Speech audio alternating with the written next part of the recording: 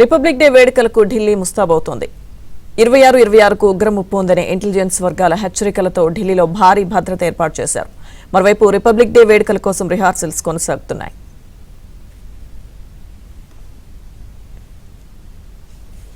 Republic day వేడుకల సందడిని ఢిల్లీ నుంచి మా ప్రతినిధి సతీష్ అందిస్తారు.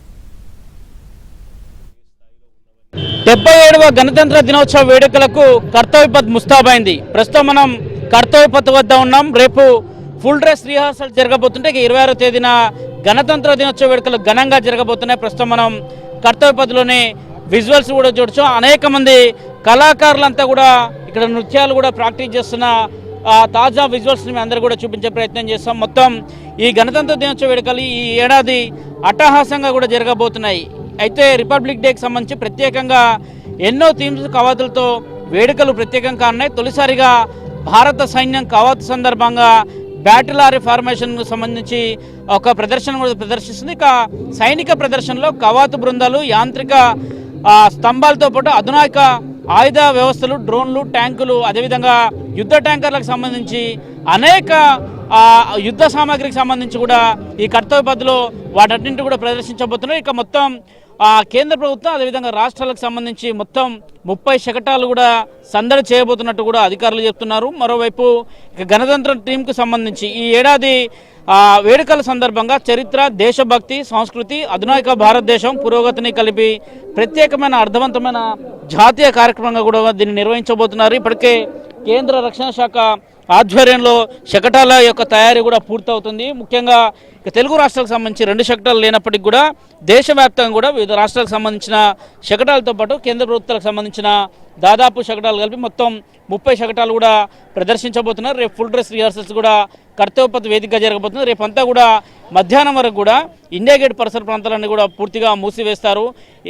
జనవరి 26వ తేదీన ఏ విధంగా అయితే గణతంత్ర దినోత్సవ వేడుకలు నిర్వహిస్తారో అదే స్థాయిలో రేపు కర్తవ్యపథ్ వద్ద కూడా ఫుల్ డ్రెస్ రిహార్సల్స్ కూడా నిర్వహించబోతుంది. ఇప్పటికే దానికి ఏర్పాట్లను కూడా పోలీసులంతా కూడా ఏర్పాట్లు చేయడం జరిగింది. మరోవైపు ఒక ఢిల్లీలోనే దాదాపు 10,000 మంది పోలీసులు నిరంతరం కూడా పహారా కాస్తున్నారు. వారితో పాటు సిఆర్పిఎఫ్కి సంబంధించిన బృందాలతో పాటు ఇక అనేక సంస్థలకు సంబంధించిన అధికారులు, పోలీసులు సైతం కూడా బందోబస్తు నిర్వహిస్తున్న పరిస్థితి నెలకొంది. కళాకారులు మాత్రం ఈరోజు పూర్తిగా కూడా వాళ్ళు నృత్యాలు చేస్తూ కూడా సందడి చేస్తున్న విజువల్ చూస్తున్నాం. ఎక్కడ చూసినా కానీ ఇండియా గేట్ పరిసర ప్రాంతాల్లో పూర్తిగా కూడా భద్రతా వలయం ఉందని చెప్పాల్సి ఉంటుంది. 3 అంచెల భద్రతను ఏర్పాటు చేశారు. ప్రస్తుతానికి గణతంత్ర దినోత్సవ వేడుకల సందర్భంగా ఎలాంటి అవాంఛనీయ సంఘటనలు జరగకుండా ఉండేందుకు ఇప్పటికే అటు ఢిల్లీ పోలీసులతో పాటు కేంద్ర బలగాలు సైతం కూడా చర్యలు చేపట్టడం జరిగింది. దాదాపు ఎక్కడ కూడా గతంలో ఢిల్లీలో ఎర్రకోట వద్ద కార్ బాంబు సంఘటన జరిగింది. అలాంటి సంఘటనలు జరగకుండా ఉండేందుకు అత్యాధునిక టెక్నాలజీని కూడా పోలీసులు తీసుకురావడం జరిగింది. ఎక్కడికక్కడ ఫేస్ రికగ్నిషన్కి సంబంధించిన కెమెరాలను అమర్చడం జరిగింది. 10,000 మందితో నిత్యం పహారా కాస్తున్నారు. ఇది ఇక్కడ తాజా పరిస్థితి. వీడియో జర్నలిస్టు నిశాంత్ దుబేతో సతీష్, ఏబినంద్రోద్రి, న్యూఢిల్లీ. భారత సైన్యం సరికొత్త రోబోటిక్ ఆయుధాలను సమకూర్చుకుంది. ఇటీవల ఆర్మీ తన ఆయుధ సంపత్తిలోకి 100 రోబోటిక్ మ్యూల్స్ ను ప్రవేశపెట్టింది. ఢిల్లీలోని కర్తవ్యపథ్లో జరగనున్న గణతంత్ర దినోత్సవ పరేడ్ రిహార్సల్స్ లో భాగంగా తుపాకులు అమర్చిన రోబోటిక్ డాగ్లను ఆర్మీ ప్రదర్శించింది.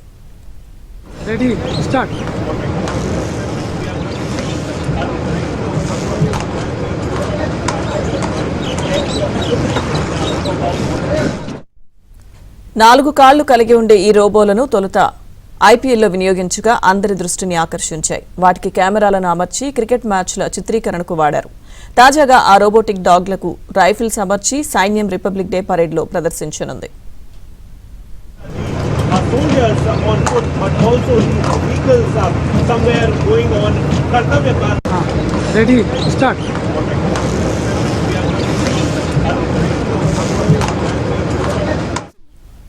ఇక రిపబ్లిక్ డే పరేడ్ లో డిఆర్డీఓ అభివృద్ధి చేసిన దీర్ఘశ్రేణి యాంటీ షిప్ హైపర్సోనిక్ లైట్ క్షిపణిని కూడా 77వ గణతంత్ర వేడుకల్లో ప్రదర్శించనున్నారు. 1500 కిలోమీటర్ల రేంజ్ కలిగిన ఈ క్షిపణితో హిందూ మహాసముద్ర ప్రాంతంలో భారత రక్షణ సామర్థ్యాలకు మరింత బలపడనుంది.